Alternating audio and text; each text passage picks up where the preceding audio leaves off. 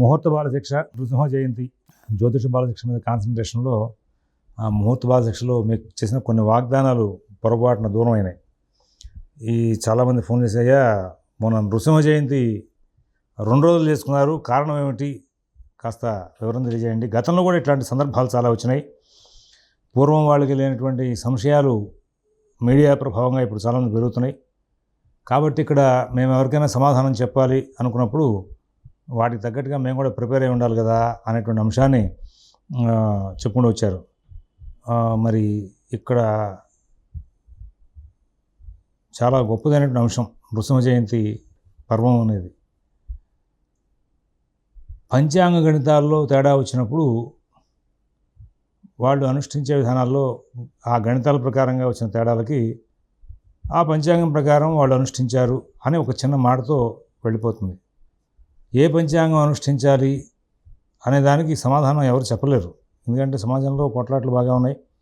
మీ గతంలో కూడా ఒక మాట చెప్పాను, మనం అన్ని పంచాంగాలను గౌరవించాలి. కారణం అంటే పంచాంగతందరూ కలిసి ఏమండి ఈ పంచాంగ ఫైనల్ అన్న రోజున మనం దాన్ని ఫైనల్గా తీసుకోవాలి. అప్పటిదాకా మనం గణితాల మీద దాని గురించి గణితం చేస్తున్న వాళ్ళే ఒక ఏకదాటి మీద రానప్పుడు గణితం చేయని మీరందరూ కూడా సర్టిఫికేట్ ఇచ్చే స్థాయిలోకి మీరు వెళ్తున్నారు అంటే మీకు అహంకారం అనుకోవాలా, లేకపోతే ప్రతిదాన్ని మీరు తేలిగ్గా తీసుకునే మనస్తత్వం అనుకోవాలా, ఏముందిలే వీళ్ళు చేసేది అని ఆ పంచాంగతను అవమానిస్తున్నారు అనుకోవాలా, ఇలాంటి చాలా ప్రశ్నలు ఉత్పత్తి అవుతాయి. కాబట్టి మనం దయచేసి మనం అహంకారపూరితమైనటువంటి సర్టిఫికేట్లు మనం వద్దు.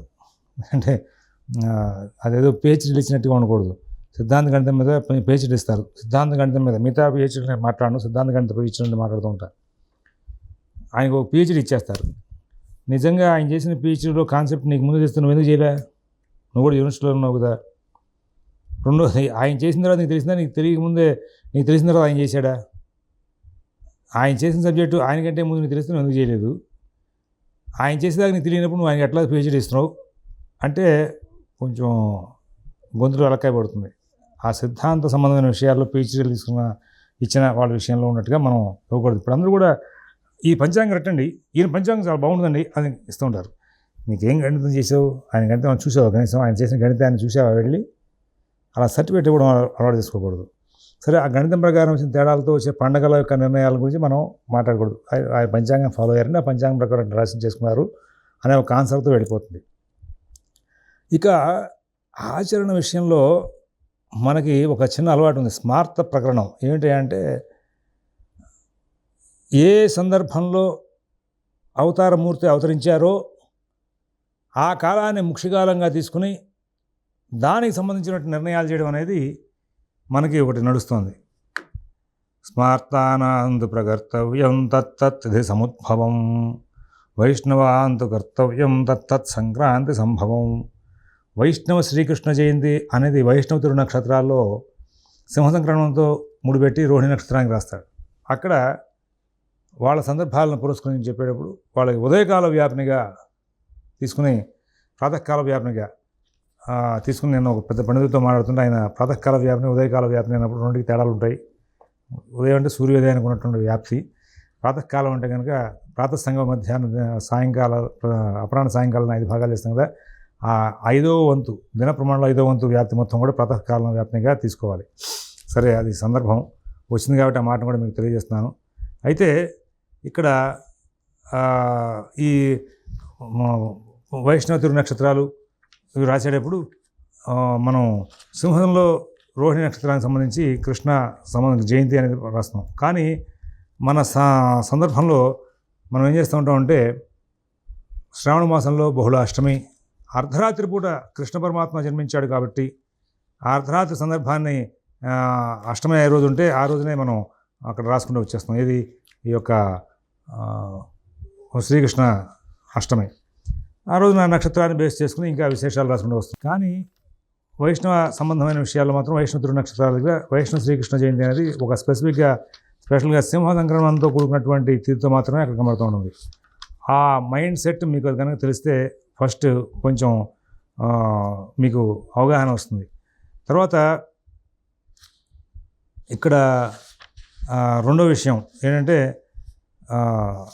ఈ వైష్ణవ తిరు నక్షత్రాల దగ్గర వచ్చేసరికి జన్మనక్షత్రఘటిగా సంగవస్పృగ్ భవేద్ యది వృద్ధౌ షడ్ఘటిగా ప్రోక్తాः క్షయే త్రిస్తత్వమే చతుః అస్యార్థः జన్మనక్షత్రఘటికాः సంగవస్పర్శన్యో జ్ఞేయాः తత్ర వృద్ధగామిని నక్షత్రే షడ్ఘటికాత్మసంగవ్యాప్తిः క్షయాగ్రాహ్య క్షయగామిని ఘటికాత్రిసంగవ్యాప్తిः గ్రాహ్య సమగామిని నక్షత్రే షడ్రుద్ధఘటికా సంగవ్యాప్తిः గ్రాహ్య ఏతత్ స్వాచార్య విషయం పూర్వాచార్య విషయేతు విశేషమః అంటూ ఇక్కడ చెప్పుకుంటూ వచ్చాడు. అంశావతారయుక్తానాం సర్వ యోగ్యాదినాపమపి సంగవస్పర్శమాత్రేణ జన్మక్షస్య వినిర్ణయः ఇది పాంచరాత్రే చ జన్మనక్షత్రఘటికాः కళామాత్రేణ సంగమం స్పృశయేరుంషజాతానాం జన్మక్షమితి నారద పూర్వాచార్యాణం జన్మనక్షత్రకళామాత్రేణ సంగవస్పర్శ గ్రాహ్యం అటు పూర్వోదితనయమః అని చెప్పేసి చెప్పుకుని వచ్చారు. ఇక్కడ వైష్ణుతురు నక్షత్రం రాస్తున్నావు కదయ్యా, అందులో భాగంగా జన్మనక్షత్ర ఘడియలు సంగవ కాలాన్ని స్పృశించే వాళ్ళని తెలుసుకున్నారు.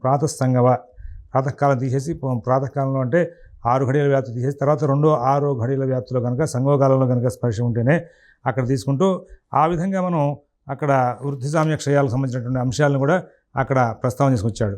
కాబట్టి ఇక్కడ ఈ యొక్క విష్ణు నక్షత్రాల సందర్భంలోనే సింహంలో రోహిణి మాసంలో శ్రీకృష్ణ జయంతిని ప్రత్యేకంగా అక్కడ చెప్పుకుంటూ వచ్చినటువంటి అంశాన్ని మనం వైష్ణవ తిరునక్షత్రాలు అనేటువంటి కాన్సెప్ట్ తెలుస్తాం. అలాగే ప్రాతకాల వ్యాప్తి సంబంధమైనటువంటి తిథులను తీసుకుని అక్కడ జయంతులు చేసే విషయానికి వైష్ణవ సాంప్రదాయంలో కొన్ని విశేషాలు చెప్పడం ఉన్నాయి.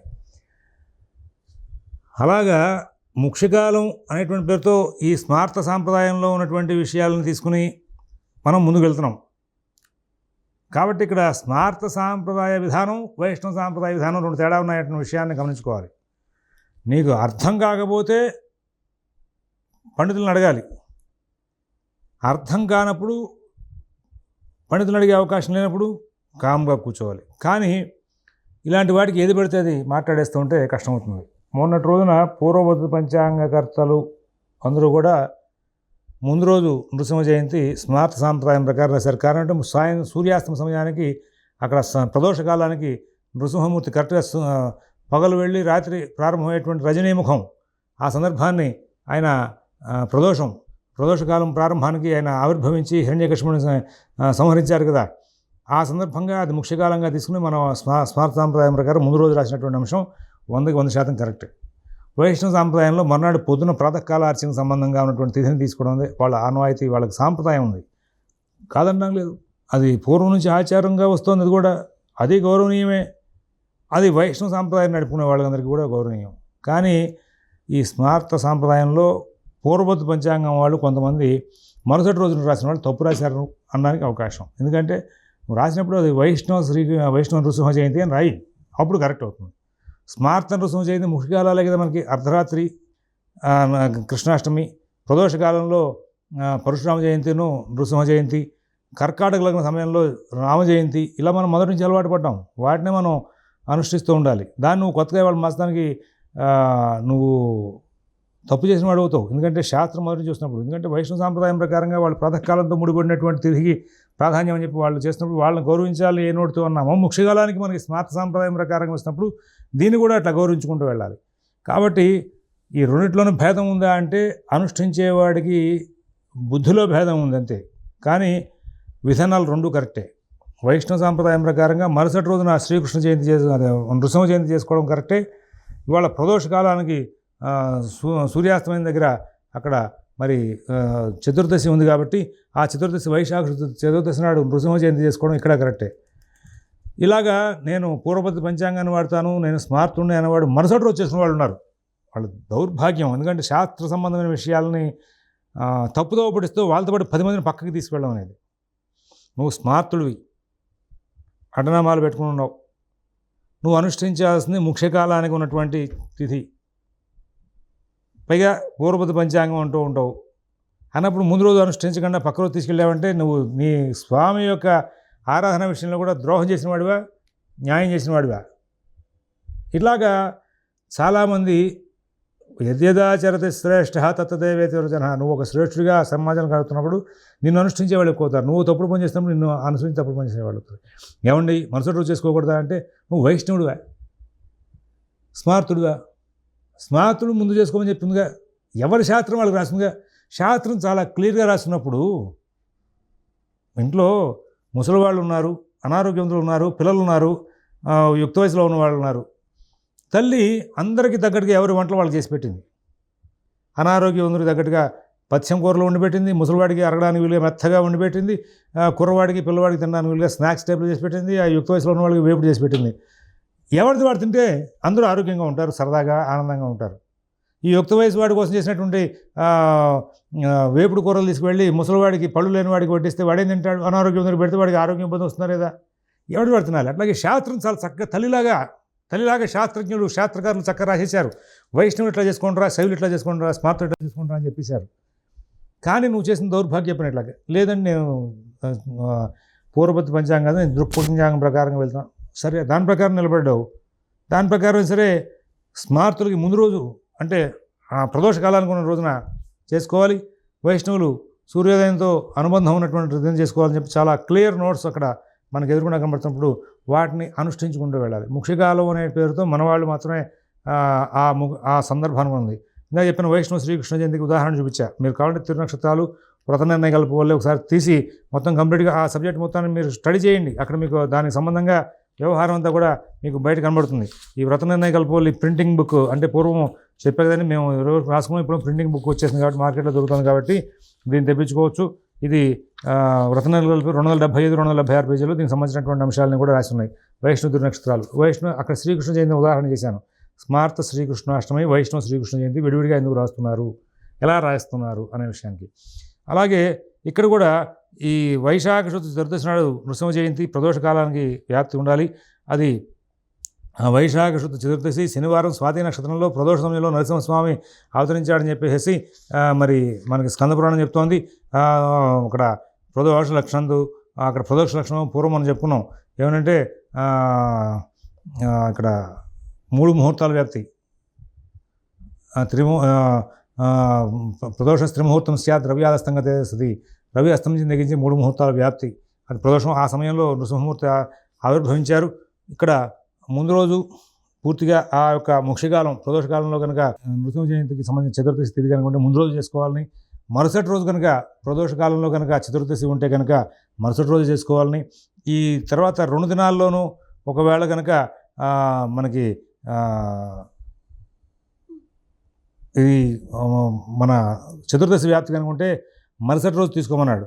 2 రోజులు కూడా లేకపోయినా మరుసటి రోజు తీసుకోండి. కారణం అంటే సూర్యోదయంతో కూడుకున్నటువంటి తిథికి బాగా ప్రాధాన్యత ఇచ్చాడు. అలాగా 2 రోజులు ఎందుకు కూడా సమానంగా కనుక ఉన్నా కానీ మరుసటి రోజే తీసుకోమని చెప్పాడు. తర్వాత ఒకవేళ హెచ్చుతగ్గులు, ఇవాళ కొంచెం తక్కువ ఉంది, రేపు ఎక్కువ ఉంది, రేపు తక్కువ ఉంది, ఇవాళ ఎక్కువ ఉంది, మరి దీనికి సంబంధించినటువంటి అంశంలో అప్పుడు కూడా మరుసటి రోజు తీసుకోమని చెప్పాడు. అంటే పూర్వం రోజు కనుక ప్రదోషకాల వ్యాప్తిలో చతుర్దశి ఉంటే ముందు రోజే చేసుకోమని, మరుసటి రోజు ప్రదోషకాల వ్యాప్తిలో హెచ్చుతగ్గులున్నా సమంగా ఉన్నా మరుసటి రోజే పూర్తిగా ఉన్నా ఏ విధమైన అంశమైనా సరే మరుసటి రోజే చేసుకోమని చెప్పేసి దీనికి సంబంధించినటువంటి నృసింహ సంబంధమైనటువంటి విషయాలను చెప్పుకుంటూ వచ్చాడు. కాబట్టి ఈ స్మార్త సాంప్రదాయంలో ఉన్నటువంటి తిథి నిర్ణయాలకి, వైష్ణవ సాంప్రదాయంలో ఉన్న తిథి నిర్ణయాలకి మీరందరూ కూడా భక్తితో ఉన్నారు. కార్యక్రమాలు నిర్వహణ విషయాల మీద ఎక్కువగా మీ యొక్క ధ్యాసని కలిగి అబ్జెక్షన్ చేసి అదే దాని దృష్టి పెట్టి ఉంటున్నారు. శాస్త్రదూరమైనటువంటి అంశాలుగా ఇట్లాంటి ప్రస్తావన చేసినప్పుడు, ఇట్లాంటి 2-3 రకాలైనటువంటి సందర్భాలు వచ్చినప్పుడు టీవీలో జరుగుతున్న చర్చలను ఒకదాన్ని చూడడం కంటే కూడా మీరందరూ కూడా చేయాల్సిన పని ఏంటంటే, మనం కూడా కొంత సబ్జెక్ట్ తెలుసుకోవాలి అనే ఉద్దేశంతో కనుక ఈ గ్రంథాన్వేషణ కనుక చేసుకుంటూ వెళ్తే మీకు చాలా చక్కనైనటువంటి విషయాలని కూడా తెలుస్తూ ఉంటాయి. ఈ గ్రంథాన్వేషణలో ఎలా చేయాలి అంటే, ఫస్ట్ మొట్టమొదట మనకు స్మార్త సాంప్రదాయం, వైష్ణవ సాంప్రదాయం రెండింటికి కూడా విడివిడిగా శాస్త్రవాక్యాలు చెప్పబడున్నాయి అనేది తెలుసుకోవాలి. వైష్ణవ సాంప్రదాయంలో మీరు పర్వాలు జరుగుతున్నటువంటిది వచ్చి అందరికీ రుద్దేస్తాను, లేకపోతే స్మార్త సాంప్రదాయంలో ఉన్న వాటిని అన్ని తీసుకెళ్ళి అందరికీ రుద్దేస్తాను అంటే కనుక వీళ్ళ ధర్మాలతో వాళ్ళ ఆచరణ చూసినా, వాళ్ళ ధర్మాలతో వీళ్ళ ఆచరణ చూసినా 2 భిన్నంగా కనబడి కన్ఫ్యూజన్ వచ్చి వీళ్ళంతా నాటకం రా ఏదో చెప్తున్నారు అనేటువంటి భావన కలిగే అవకాశం వస్తుంది. కాబట్టి అటువంటి ప్రస్తావన చేసుకోవద్దని చెప్పేసి సూచిస్తూ మీరందరూ కూడా ఈ ప్రదోష కాలంలో నరసింహ జయంతి సంబంధంగా ఉన్నటువంటి తిథి నిర్ణయాలు చెప్పుకోవచ్చు. మీరు చేస్తున్నటువంటి ఆచరణ స్మార్త సాంప్రదాయమా అంటే అటనామాల వాళ్ళకి సంబంధించిందా, వైష్ణవ సాంప్రదాయమా అని తెలుసుకోండి. ఇది కాకుండా మన వైఖానసులు, మధ్వులు వీళ్ళందరూ కూడా ఆచరించేందుకు కొన్ని సందర్భాల్లో తేడాలు వస్తూ ఉంటాయి. కొన్ని నిర్ణయాల్లో ఏకాదశులప్పుడు మతత్రయం రాస్తూ ఉంటాం, స్మార్త మాధ్వ వైష్ణవ సాంప్రదాయాలని. ధర్మశాస్త్రం ఇందాక చెప్పానే, తల్లి 4 రకాలుగా వంటలు చేసి ఇంట్లో పెడుతుంది, కానీ మనం తినడానికి తీసుకోవడంలో మనం చేసిన ప్రయత్నంలో తప్పు జరగకూడదని. అలాగా ధర్మశాస్త్రాన్ని స్మార్త మాధ్వ వైష్ణవ సాంప్రదాయాలను దృష్టిలో పెట్టుకుని ముగ్గురికి 3 రకాలుగా చక్కగా విభిన్నమైన రీతుల్లో పాఠం అక్కడ ఇచ్చినప్పుడు అది తెలియకుండా ప్రవర్తించిన దోషం మందవుతుంది. దానికి టీవీలోకి వచ్చి అల్లరి చేసి కొట్టుకుంటే అసహ్యం అవుతుంది. నేను ఇప్పుడు ఈ మధ్యకాలంలో భగవద్ అనుగ్రహం వల్ల ఇస్కాన్ వాళ్ళ యొక్క పుణ్యం అని చెప్పి నృసింహ జయంతి బాగా ఎక్కువగా చాలా ప్రాంతాల్లో జరుగుతోంది. గత 10 సంవత్సరాలుగా చాలా చోట్ల చూసాం. వైష్ణవ సాంప్రదాయంలో కూడా నడుస్తుంది. సింహాచలంలో మనకి క్షేత్రంలో వాళ్ళ నిర్ణయాలు వైష్ణవ సాంప్రదాయం ప్రకారంగా మరుసటి రోజు సూర్యోదయాన్ని ఆశ్రయించి ఉంటాయి. నేను అందుకోసమే ఆ ఆస్థాన సిద్ధాంతి గారు, శ్రీనివాస సిద్ధాంతి గారు అని చెప్పి నాకు బాగా సాన్నిహిత్యం. ఏమయ్యా, మనం పంచాంగంలో రాసేటప్పుడు స్మార్త నృసింహ జయంతి, వైష్ణవ శ్రీ నృసింహ జయంతి అని 2 రాయండి. లేకపోతే మీరు సమాజంలో మీ పంచాంగ మార్కెట్కి వెళ్ళేటప్పుడు చూసిన వాళ్ళు ఈయన ముందు రోజు రాశాడంటే దేవాలయ సిద్ధాంతిగా ఉండి మర్నాడు రాశాడంటే అని చెప్పి మేము ఇద్దరు మాట్లాడుకున్నాం ఆ విషయం మీద. కన్ఫ్యూజన్ లేకుండా రాయడం కోసం స్మార్త శ్రీ నృసింహ జయంతి, వైష్ణవ శ్రీ నృసింహ జయంతి అని రాసేస్తే గొడవ లేదు కదా అని చెప్పేసి. అలాంటి సందర్భాలను కనుక చూసుకుంటే అక్కడ ప్రాతకాలంలో ఉన్నటువంటి వ్యాప్తిగా ఉన్నటువంటి తిథినే చతుర్దశి ప్రాతకాలంగా ఉన్న రోజున ముందు రోజు మొత్తం ఉన్నప్పటికీ కూడా ప్రదోషకాలానికి ముఖ్యకాలానికి ఉన్నప్పటికీ కూడా వాళ్ళు సూర్యోదయానికి ఉన్న తిథినే తీసుకుంటూ ఉంటారు. మరి అలాంటి సందర్భంలో అక్కడ నృసింహ జయంతి చేస్తుంటే ఊరంతానేమో ముందు రోజు చేసుకుంటుంటే సామాన్య ప్రజలకి అనుమానం వస్తుంది, ఏమిటిది అని. కాబట్టి ఇక్కడ ధర్మశాస్త్రం చాలా క్లియర్గా ఉంది. దాని గురించి తెలియక మనం కన్ఫ్యూజన్లో పెడుతున్నాం. తెలిసినప్పుడు కన్ఫ్యూజన్ రాదు. ఇది గమనించుకోండి. శాస్త్రం అంతా కూడా క్లియర్గా ఉంది కాబట్టి, శాస్త్రాన్ని క్లియర్గా మనం తెలుసుకోవాల్సిన అంశాలు ఉన్నాయి కాబట్టి దాన్ని గమనిస్తే కనుక మీకు అంతా కూడా క్లియర్గా ఉంటుంది.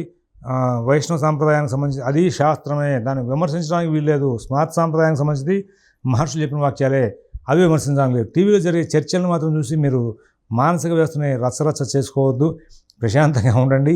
మీరు అభ్యసించిన విధి కాదు కాబట్టి దాన్ని గొడవ పెట్టుకోవద్దు. ఇప్పుడు మన ముహూర్త బాలశిక్షలో మీరు మొత్తం కంప్లీట్గా గ్రంథస్థమైన విషయాలని కంప్లీట్గా తెలుసుకుంటున్నారు.